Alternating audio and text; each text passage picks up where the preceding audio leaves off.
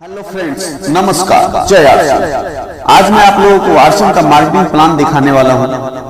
तो चलिए फ्रेंड्स, शुरू करते हैं आज का ये वीडियो, आर्सन का मार्केटिंग प्लान। तो देखिए फ्रेंड्स, आज हर एक व्यक्ति अपना जीवन यापन करने के लिए कुछ ना कुछ काम करते हैं, चाहे वो जॉब करे या बिजनेस करे या फिर खेतीबाड़ी यानी मजदूरी।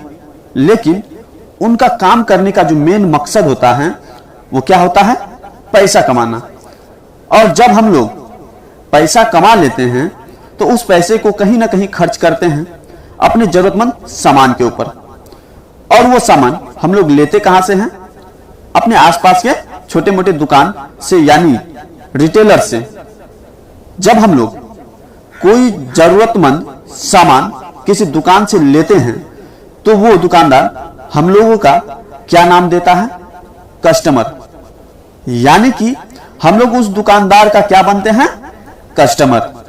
तो जब हम कस्टमर कोई सामान लेने दुकानदार के पास जाते हैं यानी रिटेलर के पास जाते हैं, तो क्या वो रिटेलर उस सामान को अपने घर से बना के देता है? नहीं, वो उस सामान को अपने से बड़े दुकान यानी होलसेलर से लेकर के आते हैं। अब ये होलसेल वाले जो होते हैं ये भी किसी भी सामान को अपने घर पे नहीं बनाता है, ये भी अपने से बड़े एजेंसी से लेकर के आता है, जिसको बोला जाता है डिस्ट्रीब्यूटर यानी कि जिला एजेंसी। अब आप ही बताइए कि क्या प्रत्येक सामान का फैक्ट्री यानी कारखाना हर एक जिला में होता है? नहीं। तो ये जो डिस्ट्रीब्यूटर है ये फिर सामान कहां से लेकर के आता है? ये लाता है अपने से बड़े एजेंसी C&F यानी केयरिंग एंड फॉरवर्डिंग से। ये C&F एजेंसी जो होते हैं इनका काम होता है किसी भी सामान को लेना और आगे हर एक डिस्ट्रीब्यूटर के पास भेजना। अब ये C&F एजेंसी जो होते हैं ये कोई भी सामान को कहां से लेकर के आता है? ये लाते हैं मैन्युफैक्चरिंग कंपनी से। यानी कि कोई भी सामान जो हम लोगों तक पहुंचता है वो कैसे पहुंचता है? तो देखिए, कंपनी में सामान बनने के बाद वहां से C&F एजेंसी लेते हैं और फिर C&F एजेंसी से डिस्ट्रीब्यूटर लेते हैं, उसके बाद डिस्ट्रीब्यूटर से होलसेल वाले लेते हैं, तब जाके होलसेल वाले से रिटेलर यानी छोटे मोटे दुकानदार जो होते हैं वो लेते हैं। उसके बाद हम कस्टमर बन के वो सामान रिटेलर के पास से लेते हैं। इसके बाद भी जो कंपनी होती है वो चुप नहीं बैठती है, वो कस्टमर से डायरेक्ट रिश्ता बनाने के लिए टीवी में प्रचार करवाती है यानी कि ऐड करवाती है। तब जाके कस्टमर को ये पता चलता है कि बाजार में कोई नया सामान आया है और फिर उस सामान को हम लोग खरीदते हैं। तो अब आप लोग एक चीज ये बताइए कि हम लोग अगर MRP रेट पे कोई भी सामान 100 रुपए में खरीदते हैं तो क्या वो सामान कंपनी में 100 रुपए में ही बना होगा? तो नहीं। तो देखिए, कंपनी में जब भी कोई भी सामान बनती है तो बनने के बाद वो सामान MRP रेट से 50% में बिक जाती है। उसके बाद ये C&F वाले जो होते हैं ये करोड़ों रुपए का पूंजी लगा करके बैठे होते हैं, तो ये भी अपना 10% मुनाफा लेती है। और उसके बाद वहां से डिस्ट्रीब्यूटर जो सामान को लेकर के आते हैं ये भी लाखों रुपए का पूंजी लगा के बैठे होते हैं, तो ये अपना 10% मुनाफा लेती है। उसके बाद ये जो होलसेल वाले होते हैं ये भी लाखों रुपए का पूंजी लगाते हैं, तो ये भी अपना पेट के लिए ही बैठे होते हैं, तो ये अपना 10% मुनाफा लेते हैं। उसके बाद वहां से लेकर के आते हैं दुकानदार। अब ये दुकानदार भाई साहब जो होते हैं ये भी अपना भरण पोषण करने के लिए ही दुकान चलाते हैं, तो उसके बाद इनको भी मिलता है 10% का मुनाफा। अब देखिए, ये प्रचार करने वाले जो होते हैं ये कोई आम इंसान या गरीब लोग नहीं होते हैं, ये होते हैं टीवी के स्टार लोग। जो अब आप ही बताइए कि क्या ये लोग जो कोई भी सामान का प्रचार करते हैं तो क्या फ्री में करते होंगे? तो नहीं, ये भी अपना 10% मुनाफा लेती है। उसके बाद अब देखिए 50% कंपनी लिया, 10% C&F, 10% डिस्ट्रीब्यूटर, 10% होलसेलर, 10% रिटेलर और 10% ऐड करने वाले।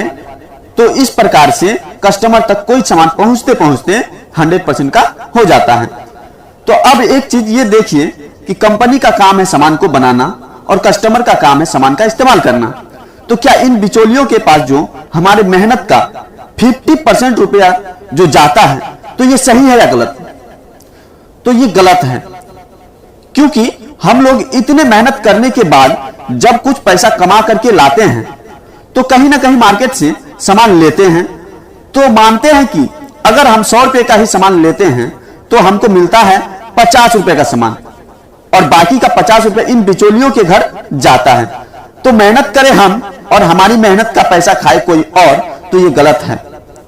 तो इसलिए इस प्रकार से मार्केटिंग करने का तरीका को कहा जाता है WCM, यानी रॉन्ग कंसेप्ट ऑफ मार्केटिंग, बाजार करने का गलत तरीका। उसके बाद यही चीज डायरेक्ट सेलिंग मेथड में क्या है कि कंपनी पहले से ही सामान बनाती थी और अब भी सामान कंपनी ही बनाएगी, लेकिन अब कंपनी क्या करती है कि सामान को उन बिचौलियों को न देकर डायरेक्ट POC तक पहुंचाती है, यानी कि पिकअप सेंटर तक पहुंचाती है और वहां से हम लोग डिस्ट्रीब्यूटर बनके डायरेक्ट सामान को लेते हैं। पहले भी सामान कंपनी से 50% में बनकर बिकती थी और अब भी उतना में ही बिकती है। उसके बाद पिकअप सेंटर तक जो सामान को पहुंचाया जाता है तो उसका कैरिंग कॉस्ट है 5%, यानी कि भाड़ा जो होता है वो 5% है। अब देखिए कि बाजार से जो हम लोग कोई सामान 100% में लेते थे तो कोई बचत नहीं होता था, लेकिन यहां पिकअप सेंटर से सामान लेंगे तो क्या बचेगा? बाजार से हम लोग 100% में सामान लेते थे और यहां सामान का कुल कितना लागत पड़ा? 55%। तो देखिए 100% में 55% को माइनस करेंगे तो कितना बचेगा? 45%।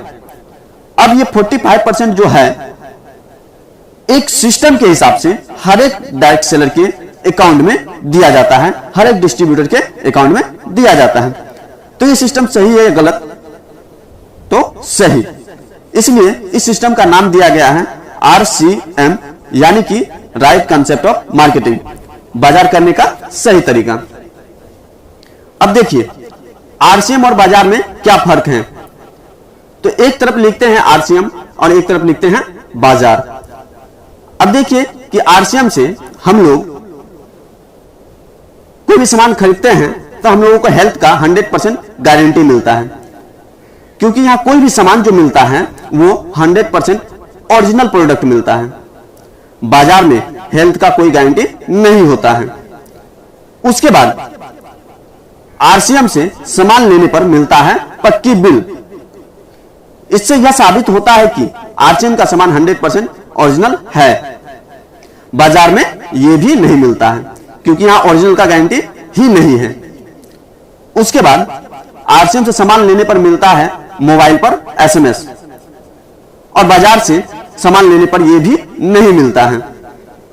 उसके बाद RCM से सामान लेने पर मिलता है 10% से 20% कैश डिस्काउंट, चाहे आप एक ही सामान क्यों ना खरीदें।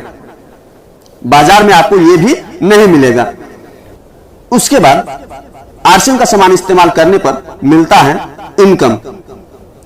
बाजार में आपको यह भी नहीं मिलेगा, क्योंकि बाजार से सामान खरीदेंगे तो पैसा जाएगा, लेकिन RCM से सामान खरीदेंगे तो कुछ ना कुछ पैसा आएगा बच के। उसके बाद RCM गवर्नमेंट की गाइडलाइंस को फॉलो करती है। बाजार की कंपनी गवर्नमेंट की गाइडलाइंस को फॉलो करती है या नहीं आप जानते ही हैं। उसके बाद RCM का सामान इस्तेमाल करने से मिलता है आपको एक अनोखा बिजनेस करने का अपॉर्चुनिटी। बाजार में भी आप बिजनेस कर सकते हैं, लेकिन बाजार का बिजनेस करने के लिए चाहिए आपको मोटा पूंजी यानी पैसा। उसके बाद चाहिए टाइम। उसके बाद आपको मिलता है रिजल्ट, चाहे वो प्रॉफिट हो या लॉस। लेकिन आपको RCM बिजनेस करने के लिए मोटा पूंजी की आवश्यकता नहीं है और न ही ज्यादा टाइम का। आप इसे पार्ट टाइम भी कर सकते हैं। उसके बाद यहां आपको मिलता है रिजल्ट। वो भी प्रॉफिट में, लॉस का कोई भी गुंजाइश नहीं। उसके बाद अगर आप आरसीएम बिजनेस करते हैं तो आपको मिलता है रॉयल्टी इनकम, जो बाजार का बिजनेस में है ही नहीं।